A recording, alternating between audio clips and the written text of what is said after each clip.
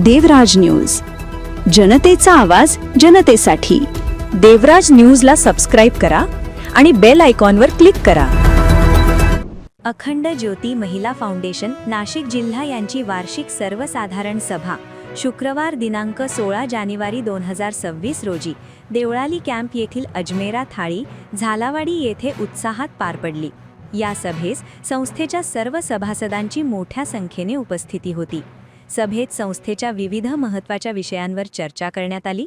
काही सदस्यांचे राजीनामे मंजूर करण्यात आले, तसेच संस्थेचा ताळेबंद तयार करण्यासाठी चार्टर्ड अकाउंटंट यांची नियुक्ती करण्यात आली। मागील आर्थिक वर्षाचा ताळेबंद वाचन करून सभेच्या मंजुरीने तो स्वीकारण्यात आला। याशिवाय ऐनवेळी आलेल्या विषयांनाही सभेच्या संमतीने मान्यता देण्यात आली।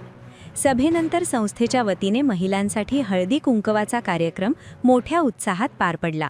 या कार्यक्रमात महिलांनी पारंपरिक पद्धतीने सहभाग घेत आनंद साजरा केला।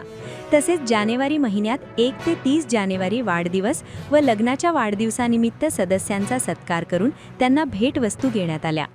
कार्यक्रमात मनोरंजनासाठी 3 मजेशीर खेळांचे आयोजन करण्यात आले होते। या खेळांचे नियोजन राजेश्वरी सावळे यांनी केले होते। खेळांतील 3 विजेत्यांना विशेष भेटवस्तू देऊन सन्मानित करण्यात आले।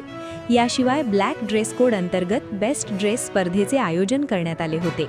या स्पर्धेतील 3 विजेत्यांना मनीषा गायकवाड यांच्या वतीने सरप्राईज गिफ्ट देण्यात आले। यावेळी देवराज न्यूजशी बोलताना अखंड ज्योती महिला फाउंडेशनच्या अध्यक्ष ज्योती गवळी जॉर्ज यांनी सांगितले की महिलांचे सक्षमीकरण, सामाजिक ऐक्य आणि सदस्यांमधील आपुलकी वाढविणे हा संस्थेचा मुख्य उद्देश असून अशा उपक्रमांमधून महिलांना एकत्र आणण्याचा आमचा प्रयत्न आहे।